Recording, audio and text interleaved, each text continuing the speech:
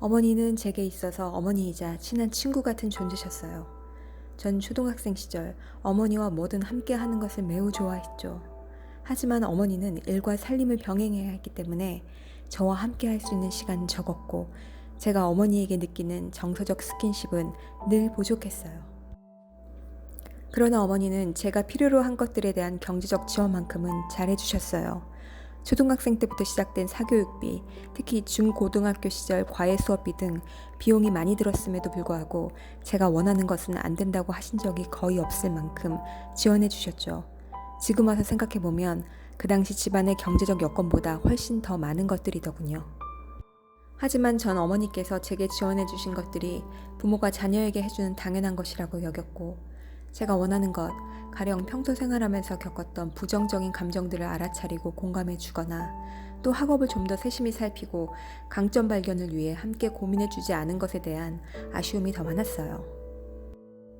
그렇지만 어머니는 제 인생에 있어서 가장 큰 이슈였던 대학 진학과 결혼 준비를 할 때 많은 도움을 주셨어요. 고3 시절 어머니의 인적 네트워크를 통해 대학 교수님으로부터 학과 선택에 관한 조언도 들었고, 또 혼수 준비를 할 당시에는 제가 원하는 혼수를 아낌없이 사주시기도 했었죠. 지금 와서 돌이켜보면 어머니께서는 자신이 할 수 있는 방법으로 최선을 다하신 거예요. 하지만 전 성인이 되어서까지도 어머니께 받기만 했어요. 왜 전 어머니가 베풀어 주신 사랑과 보살핌을 당연하게만 여겼고, 어머니가 제게 해주지 못한 것에만 주목했을까요? 그랬던 제가 어머니의 사랑을 마음으로 느낀 건 최근이었어요. 어머니는 자식에 대한 사랑을 겉으로 표현하는 분이 아니셨어요. 어머니 자신도 살가운 애정 표현을 받으며 성장하지 않으셨기 때문이에요. 그런데 어머니께서 84살이 되셨을 무렵 제가 어머니의 행동과 감정이 달라짐을 느끼게 된 일들이 있었어요. 전 다음에 3가지를 통해 어머니의 변화를 포착했어요. 첫째, 어머니가 제게 전화하는 횟수가 늘었다는 거예요. 과거에 어머니는 전화를 자주 하는 편이 아니었는데 요 근래 최소 주 1회 정도는 꼭 하세요. 둘째, 어머니는 주기적으로 딸인 저와 함께 식사를 하길 원하세요. 전 신혼 1년 전까지는 친정에 방문하는 횟수가 주 1회 정도는 됐어요. 그러나 회사 일과 가정 일이 바빠지면서 자연스레 친정에 방문하는 횟수가 점차 줄어들었고, 어머니와 함께 식사하는 일이 작은 이벤트가 되었죠. 그렇게 시간이 흘렀어요. 최근 들어 부쩍 어머니는 자신의 집에서 손수 음식을 준비해서 함께 식사하는 것을 원하시고 또 좋아하세요. 며칠 전 어머니 댁에 방문했을 때 어머니가 제게 이런 말씀을 하시더군요. 내가 집에 와서 함께 식사하는 것 자체가 효도라고요. 셋째, 어머니는 저와 물리적 거리가 멀어지는 것에 크게 낙담하세요. 어머니는 제가 2달 전 이사한다는 소식을 접한 후 마음이 복잡하고 섭섭한 감정을 동생과의 통화에서 털어놓으셨다고 해요. 차마 저한테는 말하지 못하신 거죠. 어머니가 속상해하신 건 제가 이사한 곳과 어머니의 집이 멀어진다고 생각하셔서였어요.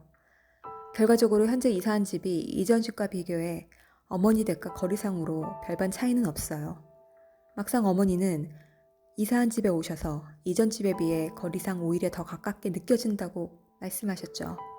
하지만 전 이번 일을 통해 저와의 거리가 멀어질 수도 있다는 것에 어머니께서 그렇게 마음 아파하실 줄은 몰랐고, 좀 더 어머니의 마음을 세심히 살펴드리지 못한 것이 죄송했어요. 그런 어머니의 모습을 보면서 제 유년 시절이 오버랩 되었죠. 어머니의 달라진 모습은 보통 인간이 태어나 나이 들어감에 따라 겪게 되는 자연스러운 이치라고 생각돼요. 다만 어머니가 제가 보살핌이 필요한 시절 강한 정신력과 책임감으로 저의 울타리가 되어주셨다면, 앞으로는 딸인 제가 어머니의 든든한 버팀목이 되어드리려 해요. 어머니께 필요한 것들을 제가 할 수 있는 범위 내에서 가령 건강 챙겨드리기, 원하시는 것 해드리기, 마음 헤아려 드리기와 같은 것들을 해드리며 함께 소소한 추억들을 많이 만들어 나가려고 해요. 1. 책임감. 마치 부모가 아이를 양육할 때 느끼는 것과 유사한 것 같아요.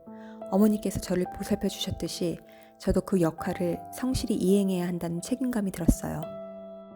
이 사랑, 어머니는 음식을 만들어 제게 주시면서 그 사랑을 표현하세요. 반면 저는 어머니가 잘 못하시는 것 중에 필요하고 좋아하실 만한 것들을 찾아 해드리며 제 사랑을 전하고 싶어요. 예를 들어 맛있는 음식과 경치가 좋은 교회 식당에 틈틈이 모시고 가서 식사를 하며 정겨운 시간을 보내는 거예요. 3. 슬픔. 전 가끔 어머니가 돌아가시고 나면 겪게 될 슬픔을 떠올려 보게 돼요. 어머니의 죽음을 경험한 분들 대부분이 어머니께 못해드린 것에 대한 후회가 많이 남는다고 하시더군요. 또 어머니가 돌아가신 후 살아가는 내내 어머니에 대한 그리움으로 슬퍼하시는 것을 봤어요. 저 역시도 어머니의 죽음이 너무도 슬프겠죠. 하지만 어머니가 살아계실 때 어머니가 제가 해줬으면 하는 것들을 제 상황과 현실을 어느 정도 고려해 해드리는 것이 어머니가 돌아가시더라도 슬프다라는 감정에만 갇히지 않을 수 있는 길이라고 생각돼요. 전 어머니와 딸의 역할이 원과 같이 돌고 도는 것이고 저와 어머니가 서로에게 있어 딸이자 어머니인 것 그 자체가 원의 둘레의 전부라고 정의합니다. 지금 우리가 어머니께 당장 할 수 있는 뜻깊은 선물은 내 자식 또는 나 자신을 사랑하는 마음 중 최소 한 스푼이라도 덜어서 어머니께 드리는 것이지 않을까요?